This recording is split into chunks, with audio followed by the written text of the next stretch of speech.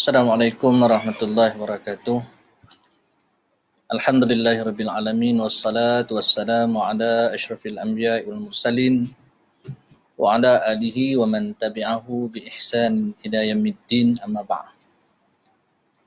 Alhamdulillah, muslimin muslimat, sahabat-sahabat, rakan-rakan Facebook yang dirahmati Allah Subhanahu wa taala, dengan harapan semoga semuanya dalam keadaan sihat sejahtera di bawah lembayung rahmat Allah Subhanahu wa taala.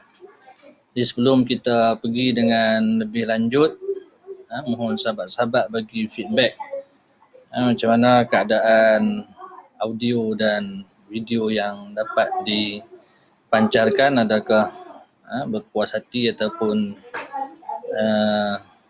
suara yang tak baik dan sebagainya, sebelum kita pergi dengan lebih jauh.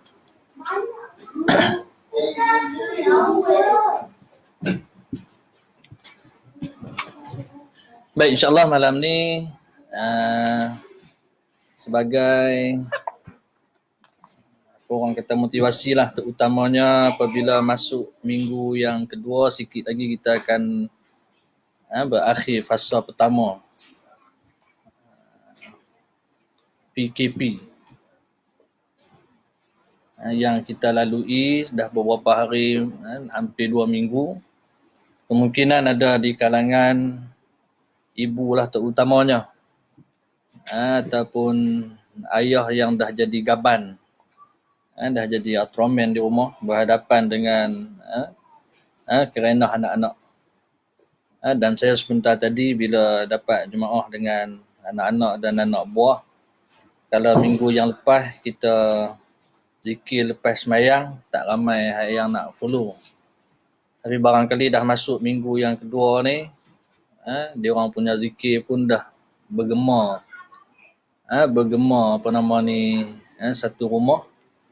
Dan Alhamdulillah juga rumah kita dah tak jadi macam kubur lah. Saya percaya orang-orang lain juga macam tu. Rumah dah diimarahkan dalam keadaan pergerakan kita yang terbatas. Maka kita mengambil kesempatan, setiap inci rumah kita dijadikan tempat untuk kita sujud. Dia ni juga penting. Nanti biar tempat-tempat sujud kita tu menjadi saksi di hadapan Allah Subhanahu wa taala, menjadi hujah kepada kita bahawa aku dulu pernah disujud oleh si fulan kerana mengingati Allah Subhanahu wa taala. Jadi malam ni saya nak kongsi beberapa tips, barangkali apa yang dikemukakan oleh Dr. Muhammad Ali Hashimi dalam bukunya Peribadi Seorang Muslim. Dan saya nak fokuskan pada malam ini, minta maaf Ustaz Yusri, baju merah ni baju buat balik 3 helai, duk rotik satu daripada hari tu. Kalau tengok boring kalau tu nasib lah, nasib juga pakai baju. Saya nak kongsi tip bagaimana seorang Muslim, dan malam ni kita nak fokuskan bagaimana seorang Muslim terhadap anak-anaknya. Dan saya mukadimahkan pertemuan kita pada malam ini dengan membaca sepotong firman Allah Subhanahu wa taala dari surah Tahrim ayat yang ke-6. Dan saya mungkin nak ingatkan kepada semua sahabat-sahabat, selain daripada orang yang duk letak ayat 1000 dinar, ayat kursi kat rumah, saya kira ayat yang ke-6 surah Tahrim ni elok letak dalam frame, letak di rumah sebagai satu ingatan untuk kita semua. Allah Subhanahu wa taala berfirman, A'udzubillahi minasyaitonirrajim. Ya ayyuhallazina amanu qu anfusakum wa ahlikum nara waquduhan nas wal hijarah, ila akhir ayat.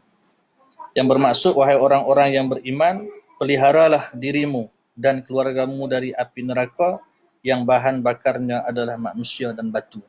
Ini sebagai ancaman, peringatan dan ancaman daripada Allah Subhanahu wa taala, supaya kita jaga diri kita dan ahli keluarga kita daripada menjadi mangsa api neraka. Baik, bagaimana seorang Muslim terhadap anak-anaknya?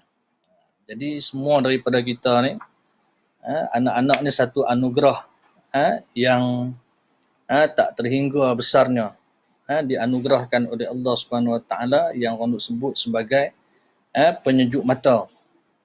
buah hati dalam hidup kita ini. Tapi kalau salah dia punya perjalanan, salah dia punya susun aturnya, maka kita akan jadi malapetaka dalam kehidupan kita. Maka anak ini disebut oleh Dr. Muhammad Ali Al-Hashimi, dia kata mereka lah yang mengembirakan umurnya. Ada anak ni walau macam mana dia punya tingkah laku ragam dia, tapi anak-anak ni sebenarnya yang mengembirakan umur kita. Jadi kita tengok simpati dengan orang yang dia tak ada anak. Ada yang sanggup ambil anak angkat dan sebagainya, sebab anak ni salah satu unsur yang mengembirakan kehidupan kita. Walaupun dia tak comel ke putih melepak ke, tapi masing-masing ada kelebihan yang tersendiri. Dan anak-anak ini, kata Dr. Muhammad Ali Al-Hashimi, yang menghiburkan hidupnya. Kerana mereka lah hidup itu menjadi manis dan seronok. Kerana anak-anak ni lah menjadikan kita rasa manis dan seronok. Walaupun sepanjang duduk di rumah 2 minggu ni macam-macam acara, lompat, terjun, tiruk, apa semua ada. Tetapi sebenarnya bila renung-renung balik malam, bila tengok mereka tidur, bila tengok kita pun berlunjur kaki hilang daripada keletihan, kita akan rasa sebagai satu kepuasan yang tidak ada tolak bandingnya. Ini kegembiraan kepada seorang ibu, seorang ayah, apabila anak-anak ini menjadi pengarang hati dan juga penyejuk matanya. Kata Dr. Ma'ali, dia kata ke atas mereka lah digantung segala cita-cita, dengan berkat mereka lah diperolehi rezeki. Ini penting. Barangkali Allah SWT campurkan rezeki itu kerana adanya anak-anak ini.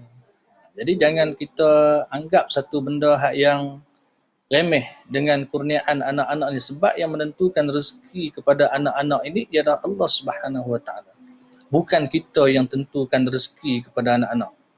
Jadi tak kira lah anak sikit ke, anak ramai ke, anak makan banyak ke, anak makan sikit ke, rezeki itu ditentukan oleh Allah SWT. Hari ini ada orang yang riuh rendah lah tak bila dengar cerita macam dapat dari yang runtuh dan sebagainya. Tapi kita kena, orang kata, berhati-hati, berwaspada di atas nikmat yang Allah Ta'ala beri ini. Jangan sampai kita lupa daratan. Jangan sampai kita lupa benda yang lebih utama. Kita gegak gempita seronok, tapi kita lupa nak meletakkan kesyukuran kita kepada Allah SWT di atas nikmat rezeki yang Tuhan kurniakan. Kita kena beringat selalu apa yang Allah Ta'ala ingatkan kepada kita. La in syakartum la azidannakum wa la in kafartum inna azabi lasyadid.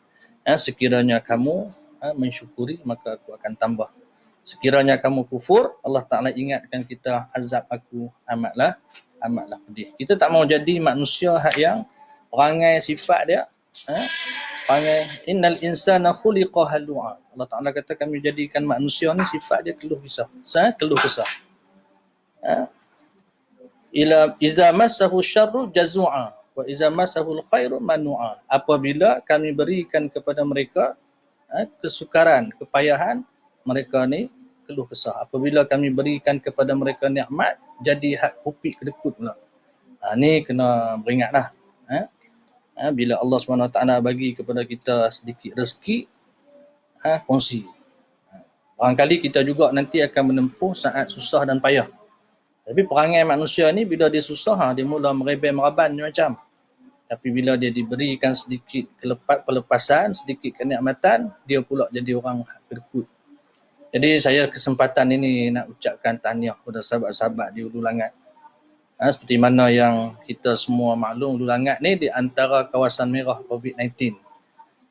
Jadi sahabat-sahabat yang berusaha terutamanya nak memenuhi keperluan mereka-mereka yang tertahan di rumah pada sudut, bekalan, kelengkapan yang tak mencukupi, Allah SWT campurkan dalam diri sahabat-sahabat kita, orang sahabat-sahabat saya sendiri di sahabat-sahabat saya sendiri di Hulu Langat yang mengorbankan harta benda, mengorbankan masa, penat lelah mereka nak memenuhi beberapa keperluan pada sahabat-sahabat kita yang memerlukan, dan tidak ada siapa yang dapat membalas budi baik, jasa baik pengorbanan yang dilakukan, melainkan hanya Allah SWT yang akan mengganjarinya. Dan saya percaya di tempat-tempat lain pun dia macam tu jugalah. Mudah-mudahan pengorbanan kita ini adalah jihad di sisi Allah SWT.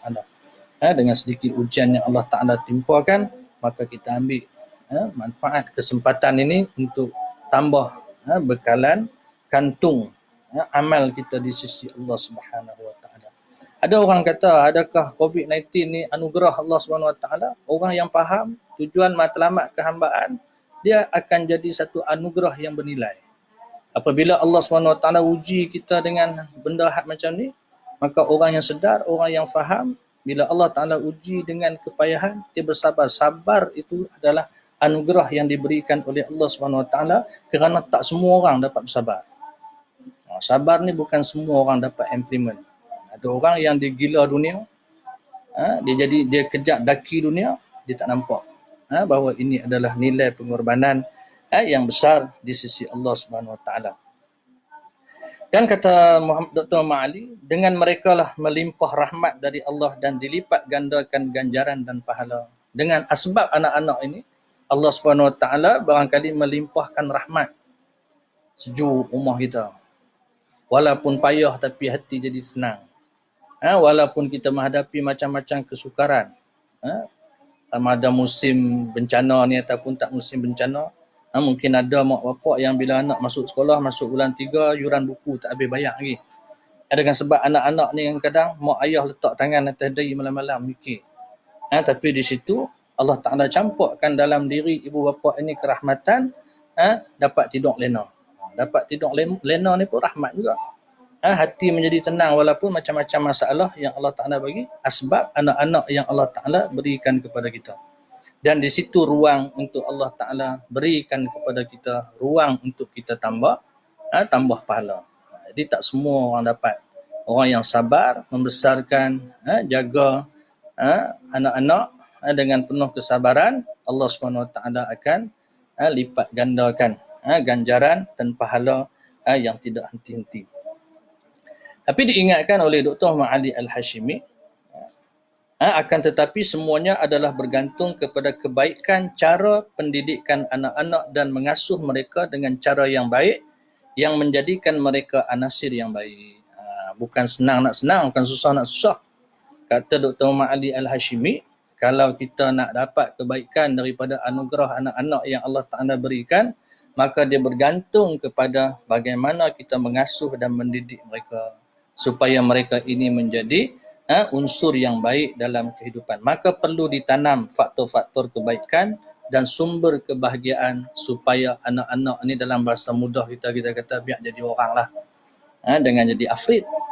Tapi ada orang yang tak peduli tentang tanggungjawab ini, lantak pergi je anak nak jadi afrid ke apa ke. Macam kita duduk dengar lah sehari dua ni, apa yang kita dengar aduan daripada pihak keselamatan, polis dan angkatan tentera, bagaimana ada orang hak yang beban. Beban ni besar utara. Hak yang jenis orang kata bagi nasihat tak ngedih, tak peduli. Padahal arahan yang simple untuk patuh pada arahan. Patuh pada arahan ni bukan untuk kebaikan orang lain, kebaikan kita juga. Jadi kalau kita buat tak peduli, tak patuh, kadang-kadang anak-anak ni tak menurut sebab perangai mak pak pun lebih kurang 2 kali 8. Jadi kalau mak ayah pun 2 kali 8, anak-anak lebih berat lagi. Jadi dia kata apabila semua telah menjadi kenyataan pada anak-anak, barulah ia dikatakan mempunyai anak yang soleh. Apabila kita beri sesuatu yang besar nilai dia, pengorbanan yang besar nilai dia, pendidikan penterabihan yang sepatutnya, barulah kita akan dapat melahirkan apa yang disebut sebagai anak soleh. Barulah berbahagia anak-anaknya menjadi perhiasan hidup seperti mana yang Allah Ta'ala sebutkan. Al-mal wal banun zinatul hayatid dunya. Harta dan anak-anak adalah perhiasan kehidupan dunia. Kita ada harta, kita ada anak-anak. Tapi harta ni boleh jadi harta syurga, harta ni boleh jadi harta neraka. Anak-anak ni boleh jadi anak-anak neraka, boleh jadi anak-anak syurga. Bergantung bagaimana kita sediakan. Selipar hak kita beli. Walaupun harga je RM1, RM2. Lu ingat masa zaman sekolah tu. Ramai sahabat-sahabat daripada Zudin tu yang bersama dengan kita pada malam ni. Beli selipar taksinnya, harga RM2.50 orang kali beli kat koperasi. Tapi selipar ni boleh jadi selipar syurga kalau kita guna pada tempat yang betul. Kita beli selipar Jepun je, harga dia barangkali RM1.50. Walaupun harta tu harga dia murah, tapi dia boleh jadi selipar syurga kalau kita pakai dia ke tempat yang baik. Tapi kalau kita beli selipar harga ratus ringgit, beli selipar original Croc, harga 200 lebih, tapi pergi ke tempat yang tak diredai oleh Allah SWT, dia boleh jadi selipar neraka. Jadi harta benda yang kita ada, kena pastikan dia jadi harta yang boleh bawa kita mendiami syurga Allah SWT. Semua benda yang kita ada. Sama lah hari ni bila diumumkan dalam pakej rancangan ekonomi, di antara yang orang seronok dengar bila cerita pasal internet percuma.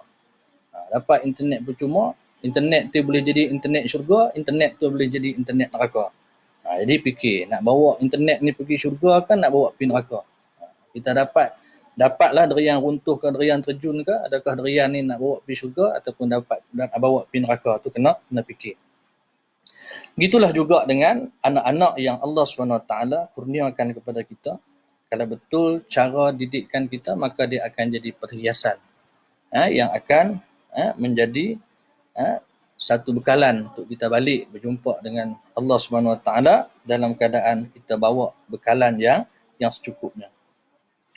Oleh kerana itu, kata Dr. Muhammad Ali Al-Hashimi, Rasul SAW mendoakan orang-orang yang dikasihi oleh baginda supaya dia diberi harta yang banyak dan anak-anak yang banyak lagi soleh.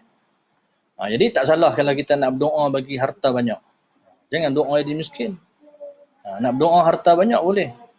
Walaupun pada sudut tasawufnya, Nabi SAW berdoa, jadikan rezeki kepada ahli keluarga Muhammad ni cukup-cukupnya. Supaya kita tak mau jadi dunia ni kepada segala-galanya. Tapi tak salah untuk kita minta jadi kaya, untuk banyak harta.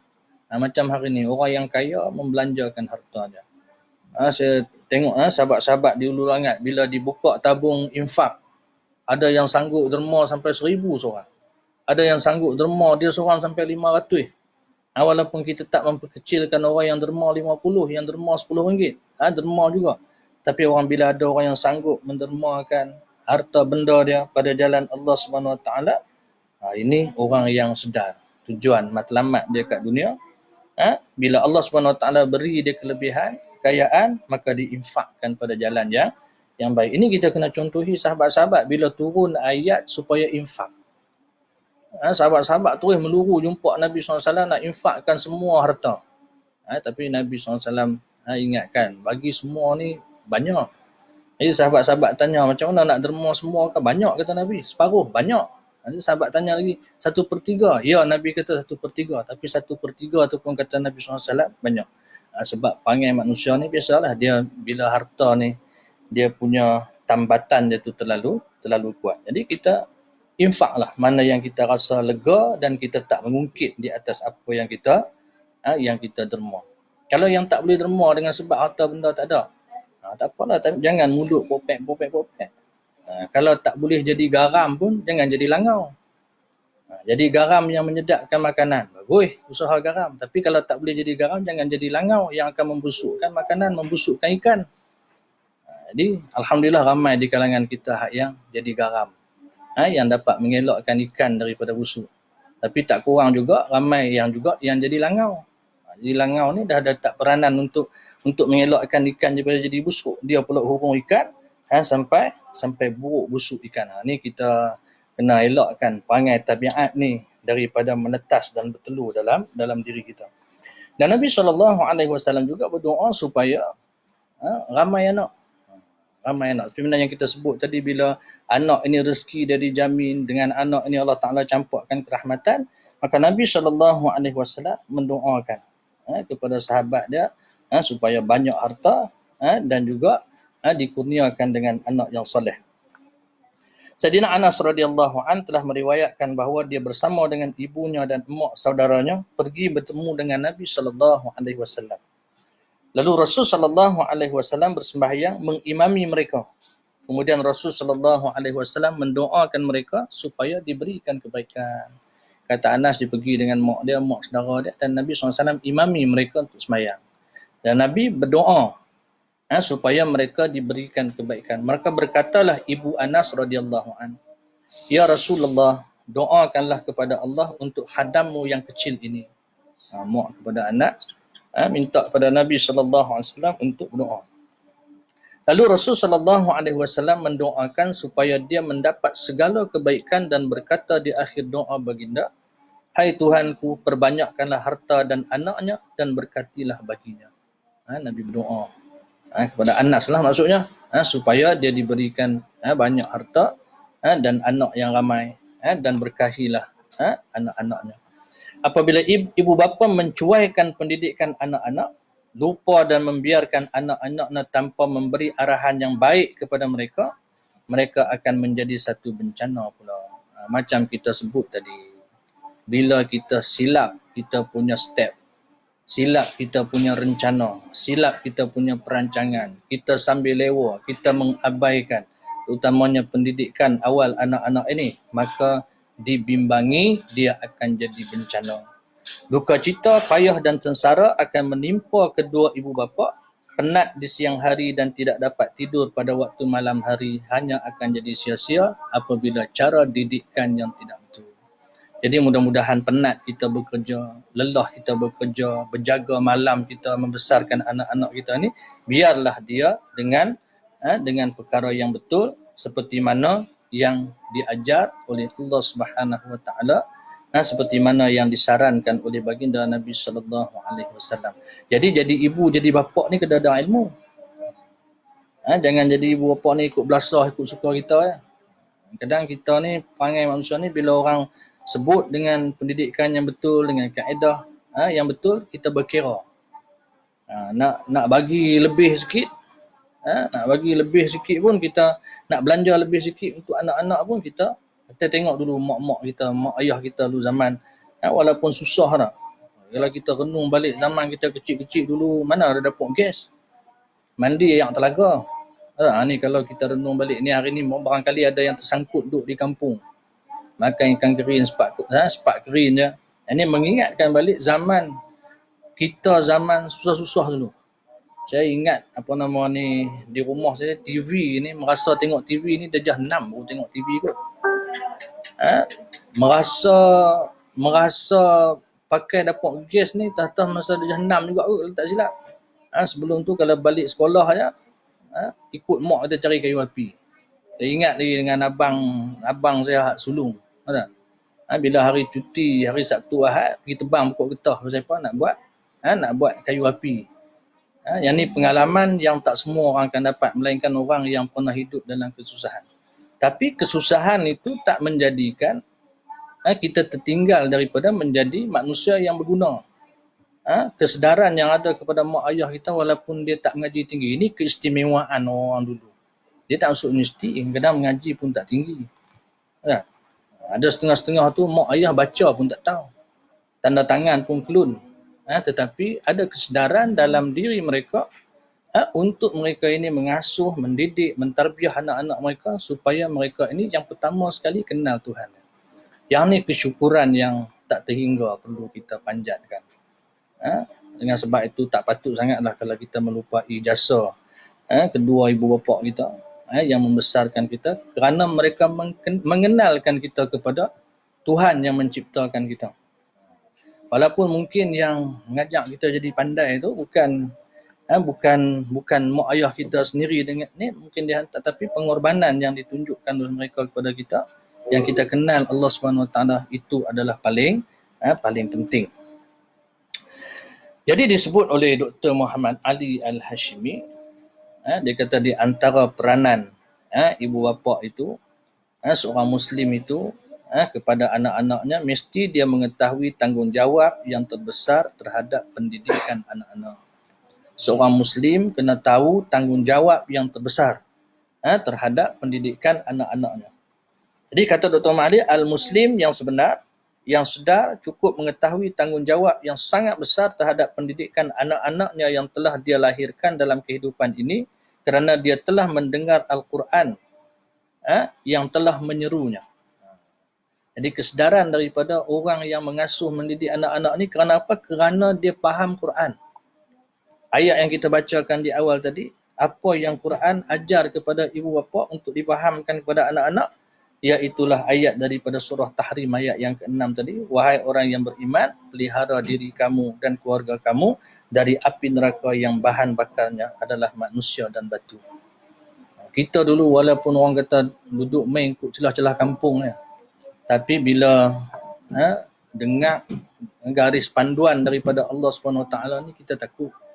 Kita takut nak caci ulama', kita takut. Nak caci Nabi lagi kita takut. Nak mempermainkan Tuhan lagi kita takut. Walaupun kita mari ikut celah kampung ni. Tapi hari ni orang barangkali mengaji ilmu berlapis-lapis tapi mempersendakan ulama'. Macam kita lebih hebat daripada ulama', mempersendakan Nabi, mempermainkan hukum-hukum Allah SWT. Walaupun puasa tu puasa sunat, tapi orang cuba nak sinis-sinis nak mempermainkan walaupun dia puasa sunat, itu tak sepatutnya. Kerana dia adalah amalan sunnah yang ditunjukkan oleh Nabi SAW. Jadi berpuasa ini mekanisme kita mengadu kepada Allah SWT. Kalau kita mengaji dalam bab fiqh, bab semayang minta hujan. Di antara yang dituntut oleh kita, nak semayang minta hujan ni kerana dalam keadaan kemarau hujan tak turun, di antara yang disaran oleh Nabi SAW pada kita sebelum kita semayang istisqa ni, kita disunatkan untuk puasa. Dan kita disunatkan pakai baju yang buruk-buruk. Tanda kita ini kerdil di sisi Allah SWT, kita minta kepada Allah SWT.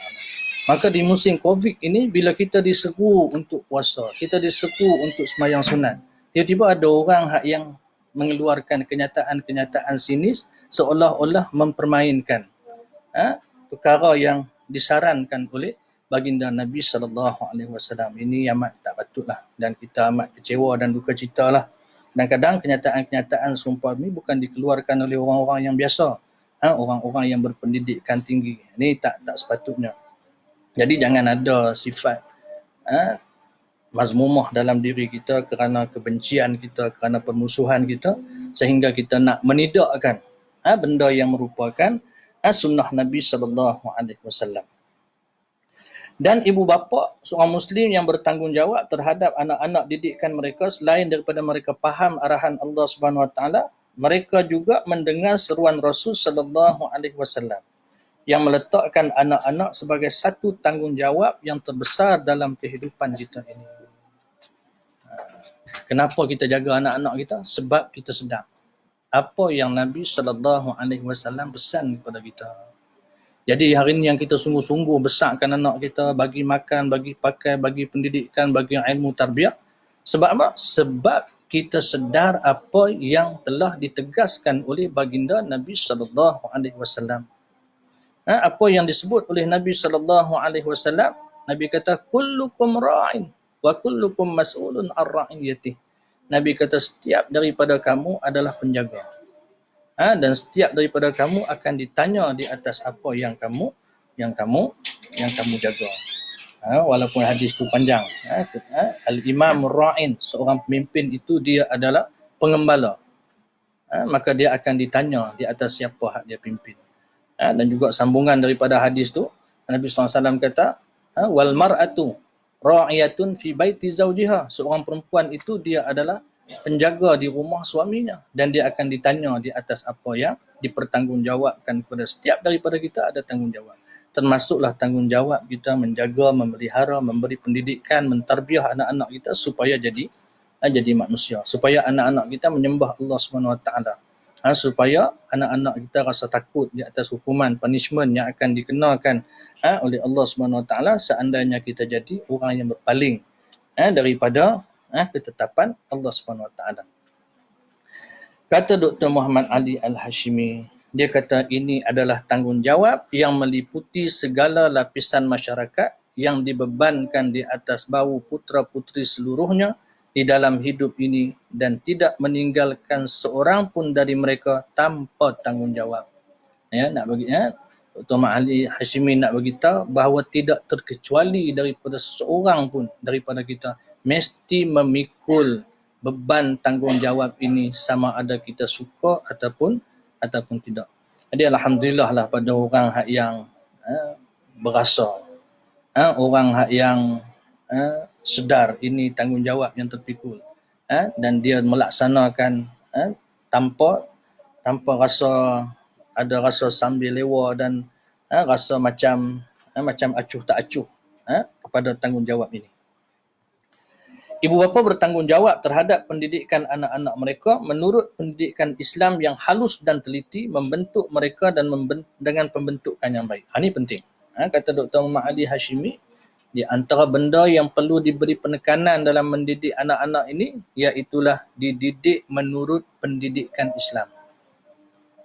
Ni kadang-kadang kita ni ada cabang, kita yang mencabang-cabangkan dia di antara Islam tak Islam ni. Tapi penting, kata Dr. Muhammad Ali Al-Hashimi, kita membentuk dengan pendidikan Islam yang halus dan teliti, supaya mereka ini ditarbiah, dididik dengan baik. Pendidikan yang berdasarkan akhlak yang mulia yang diberitahukan oleh Rasul sallallahu alaihi wasallam. Soal dia hari ini, berapa ramai yang ambil peduli, ambil tahu soal pendidikan seperti mana yang ditunjuk oleh baginda Nabi sallallahu alaihi wasallam. Jadi kalau kita nak mendalami hal yang berkaitan dengan pentadbiran pendidikan menurut apa yang diajarkan oleh Nabi SAW, kita boleh rujuk kepada bacaan tambahan lah. Misalnya kalau kita rujuk dalam kitab yang ditulis oleh Abdullah Nasir Alwan, ini ditegaskan dalam semua sudut pendidikan, sama ada pendidikan pada sudut akidahnya, pada sudut jasmaninya, pada sudut kerohaniannya, hatta dalam pendidikan seks sendiri pun, bagaimana yang ditunjukkan, yang diajarkan oleh baginda Nabi SAW, supaya tidak menyimpang pemikiran anak-anak kita ini dengan hasutan-hasutan daripada anasir-anasir luar yang amat berbahaya. Hari ini misalnya bila kita dipaparkan dengan anak-anak remaja yang mempersendakan solat misalnya, orang yang tak faham tentang apa itu LGBT dan sebagainya, sehingga sanggup mempermain-mainkan hal yang berkaitan dengan hukum. Kesan daripada apa? Kesan daripada pendidikan awal yang tak tally dengan apa yang telah ditekankan oleh baginda Nabi SAW.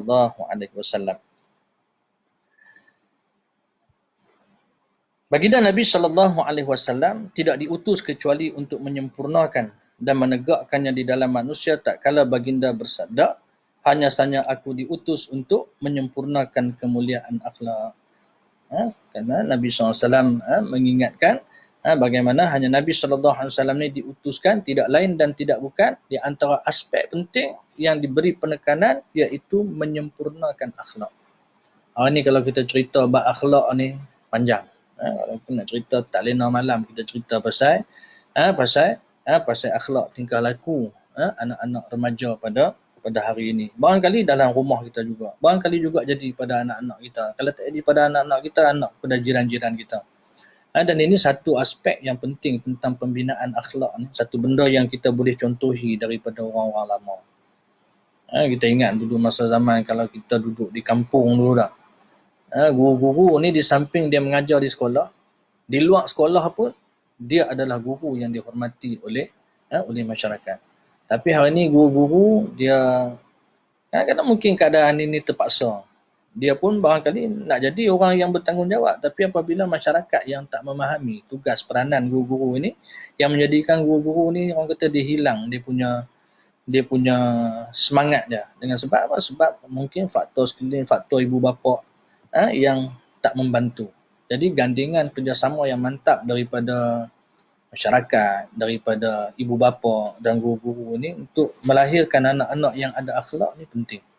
Jadi hari ni tak heranlah kalau ada anak-anak yang lawan guru, anak-anak pelajar yang tumbuk guru. Kalau murid tumbuk guru tu mungkin tak berapa nak pelik.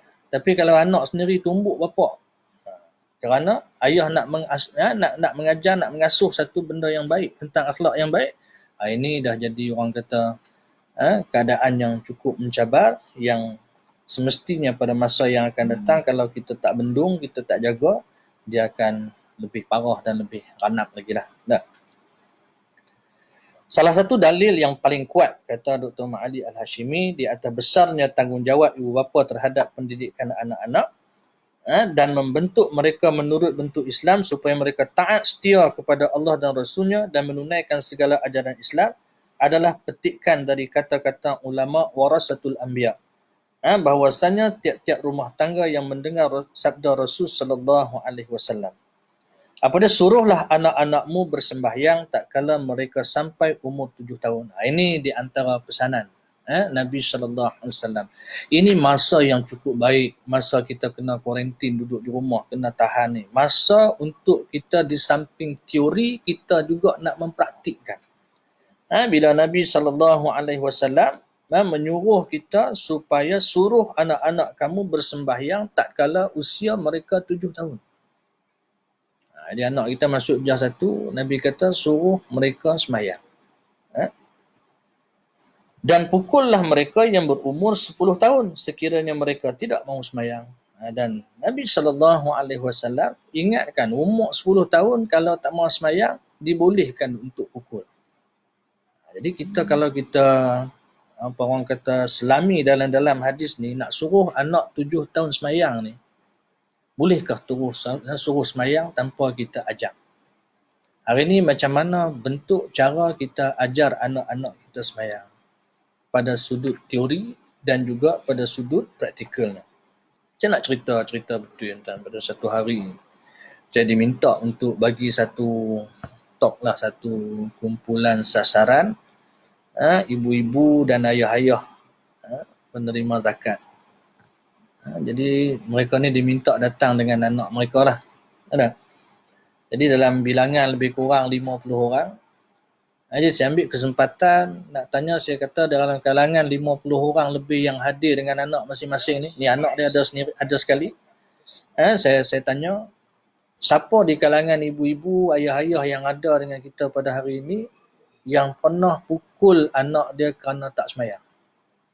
Alhamdulillah ibu-ibu yang hadir, ayah-ayah yang hadir pada hari itu, mereka jadi orang yang jujur. Dari kalangan mereka itu yang angkat tangan 2 orang. Artinya daripada 50 orang lebih itu 2 orang yang angkat tangan pernah pukul anak dia sebab tak sembahyang. Jadi yang lain-lain tu kita tak mau tanya. Kalau kita orang kata selam dengan lebih dalam lagi, ada kes yang kita bila kita suruh anak-anak sembahyang di sekolah, anak-anak ni jawab, dia kata saya nak sembahyang, tapi bila di rumah dia kata mak saya pun tak sembahyang, ayah saya pun tak sembahyang. Maka ini satu benda yang perlu kita renung, kita fikir. Barangkali kita mengasuh anak-anak kita untuk jadi orang baik, menjadi orang yang patuh, orang yang taat, tapi kita pada sudut teorinya kita tak melaksanakan dengan sebaiknya, pada praktikalnya pun kita tak jadi contoh teladan yang baik kepada anak-anak kita. Itu baru kita cerita bab sembahyang. Artinya kalau bab sembahyang ni selesai, hak lain tu insya-Allah akan selesai. Bab auratnya, bab tingkah lakunya, bab salamnya.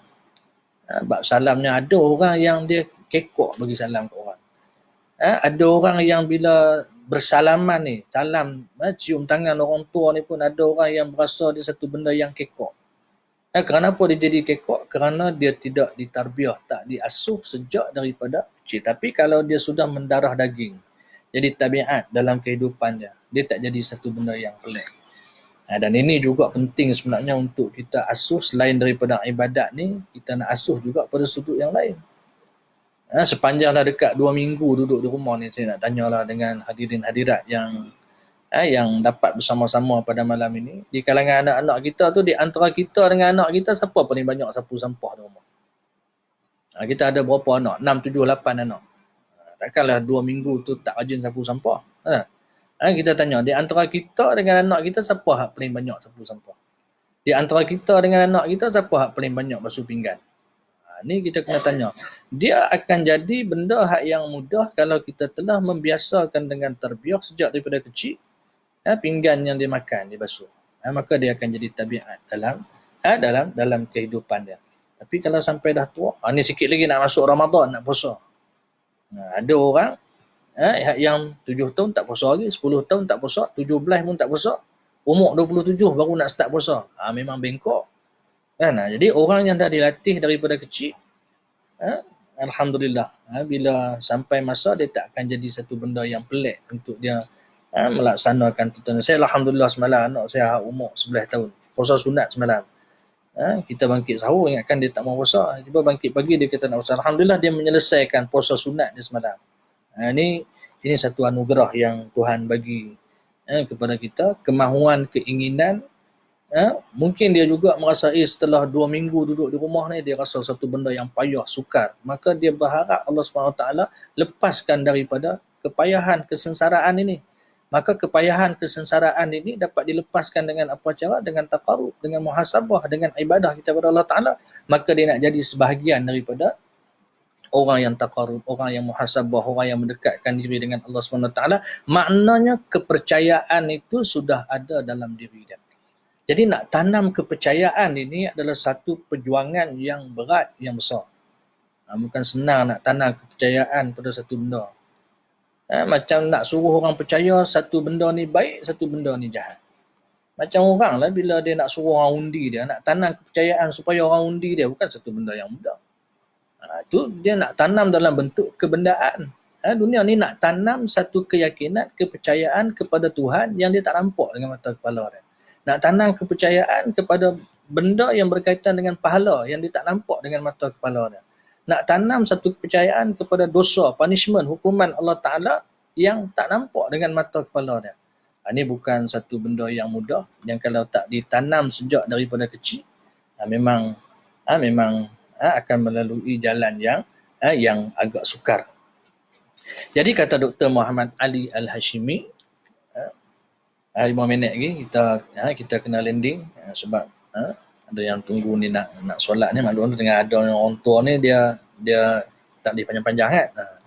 Jika mereka mendengar seruan hadis ini, tetapi tidak juga menyuruh anak mereka sembahyang setelah berumur 7 tahun, dan tidak memukul mereka kalau tidak mahu sembahyang tak kala umur 10 tahun, adalah seorang yang cuai dan berleka-leka dan berdosa besar. Jadi kalau kata Dr. Muhammad Ali Hashimi, kalau orang yang dengar hadis ni tapi tak peduli nak tarbiyah, nak didik anak-anak supaya semayang umur 7 tahun, 10 tahun tak semayang pun buat tak tahu, kata Dr. Muhammad Ali Hashimi, ini adalah orang yang leka dan orang yang cuai. Hak lagi kacau lagi, ada cikgu ngajak di sekolah, dengan anak murid di sekolah bukan main punya straight, tapi dengan anak sendiri apa pun tak kata. Ni pun satu orang yang cuai juga. Artinya dia tak mengotorkan apa yang dia kata. Jadi mengajar orang ni dia bukan hanya kepada golongan tertentu dan terpilih. Mengajar orang ni bukan semata-mata nak lulus exam, lulus periksa, tapi kita nak lulus exam dan periksa di sisi Allah SWT. Nanti di akhirat akan ditanya Allah di atas kecuaian dan kelalaiannya terhadap anak-anaknya. Yang ni yang kita kena ingat. Kullukum mas'ulun wa kullukum mas'ulun ar-ra'iyati. Setiap pada kamu setiap kamu akan ditanya di atas apa yang kamu dipertanggungjawabkan, tidak terkecuali. Rumah tangga yang demikian menjadi sarang iblis dan syaitan. Kata Dr. Mahdi Hashimi, orang yang tak didik, tak tarbiyah anak-anaknya dengan ibadat, dengan semayang ni, dia kata rumah yang demikian menjadi sarang iblis dan syaitan. Jadi Alhamdulillah Allah SWT uji kita dengan COVID-19 ni, dari seluruh pelosok rumah kita, daripada depan beranda sampailah ke pintu belakang rumah, kita nak hiasinya dengan iman dan taqwa. Kita tak mau dia jadi sarang iblis dan syaitan. Kenapa dia jadi sarang iblis dan syaitan? Kerana tidak mengikuti pesanan Rasul SAW. Sebuah rumah tangga yang tidak berjaya dan telah gagal melaksanakan tugas dan kewajipan. Bila rumah tangga gagal melaksanakan kewajipan sebagai bapa, tak laksanakan tugas bapa, mak tak laksanakan tugas mak, anak-anak tak berperanan sebagai anak-anak yang soleh, maka ini orang yang gagal melaksanakan tanggungjawab. Maka jadilah dia sebuah rumah yang merupakan sarang iblis dan syaitan. Lantaran itu dia kata rumah tangga tersebut lebih hampir kepada neraka dan jauh daripada syurga. Yang ni kita kena rasa bimbang. Ruang banyak, masa lapang banyak, tapi kita tak ambil kesempatan masa lapang yang ada, ruang yang ada. untuk menjadikan setiap minit perjalanan waktu kita adalah ruang untuk kita menggapai syurga Allah Subhanahu Wa Taala. Ini malang, ini rugi. Rumah tangga adalah tempat yang pertama untuk membentuk anak-anak menurut bentuk Islam. Dia kata di mana mula? Mula di rumah kita. Kalau di rumah pun dah tak betul, di tempat lain barangkali akan jadi masalah. Rumah tangga itulah suasana yang pertama di mana mereka diasuh dan dibesarkan. Di situlah mereka dididik, dibentuk minat mereka, kecenderungan mereka, akhlak mereka dan peribadi mereka. Jadi rumah ni penting. Rumah ni asas. Bagaimana anak-anak kita dibentuk dan membesar. Jadi kalau ingat dulu macam mak ayah kita dulu masa kita kecil. Di antara benda yang jadi peraturan, jadi disiplin yang hanya tak ditulis dalam buku disiplin macam buku disiplin sekolah. Yang tak ditulis seperti mana undang-undang di tempat kita kerja. Di antara benda yang dilatih oleh mak ayah kita kecil-kecil dulu, tutup tingkap. Bila mari maghrib, apa peraturannya sebelum bang maghrib, semua dah ada di rumah dalam keadaan dah siap mandi semua. Artinya tak ada lagi waktu maghrib duk sepak bola atas padang.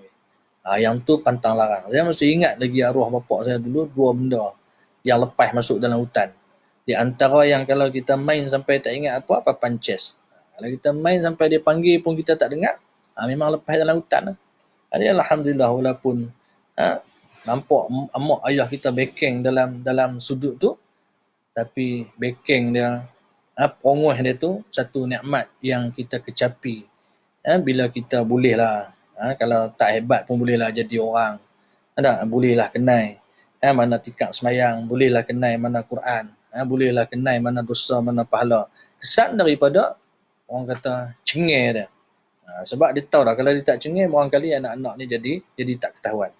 Oleh kerana itu nyatalah betapa besar peranan ibu bapa dalam menjaga dan memelihara kuntung-kuntung bunga yang rapuh dan masih lembut. Jadi anak-anak kita ni dia ibaratkan kuntung-kuntung bunga yang rapuh dan masih lembut dan baru hendak mekar, yang sentiasa memerlukan penjagaan, siraman yang berfaedah. Jelas sekali bahawa mereka sentiasa berhajat kepada asuhan yang baik untuk jasmani, akal dan rohani mereka. InsyaAllah ada kesempatan nanti kita akan sambung apa yang disebut oleh Dr. Mahdi Al-Hashimi, bagaimana kita nak mendidik mereka dengan cara yang paling baik. Dia dah tulis pada kita baca, kita kongsi, barangkali kita dah buat sebahagian besarnya, tapi kita nak melakukan penambahbaikan supaya benda yang barangkali kita anggap dia satu benda yang remeh, satu benda yang kecil, tetapi dia menjadi satu kesan yang besar dalam kehidupan kita. Jadi mudah-mudahan sahabat-sahabat yang dapat mengikuti siaran kita pada malam ini masih dapat meneruskan kesabaran tahap tinggi dalam diri masing-masing, nak menjengah pula ke tarikh 14 April. Barangkali macam-macam, ada hak duduk di rumah mengiring tak kena, berdiri tak kena, duduk tak kena, mengesok tak kena. Itu sebahagian kecil daripada ujian Allah SWT. Barangkali ini latihan untuk kita berhadapan dengan gawat-gawat dan juga ujian yang lebih besar daripada ini. Jadi mohon sahabat-sahabat semua bagi feedback, kalau ada yang betul kita kongsikan, kalau ada manfaat kita sama-sama amalkan, kalau yang tak betul minta tolong kita sama-sama betulkan, minta maaf di atas segala kekurangan. Ada kesempatan dan waktu kita bertemu dan bersua lagi. Minta maaf sekali lagi. Aqulu qawli hadza, astaghfirullah li wa lakum. Assalamualaikum warahmatullahi wabarakatuh. A'udzubillahi samil alim minasyaitonir rajim. Bismillahirrahmanirrahim. Allahumma salli ala sayyidina Muhammad tibil qulubi wa dawaiha wa afatil abdani wa shifaiha nuril absari wa dhiyaiha. Allahumma faqihna fid din wa 'allimna ta'wil. Allahumma arzuqna fahman nabiyyin wal mursalin. Allahumma ja'al jam'ana hadza jam'an marhuma, tafarruqana min ba'di tafarruqan ma'suma. Sallallahu ala sayyidina Muhammad wa ala alihi wasahbihi wasallam. Subhana rabbika rabbil izzati amma yasifun, wassalamun ala mursalin walhamdulillahi rabbil alamin.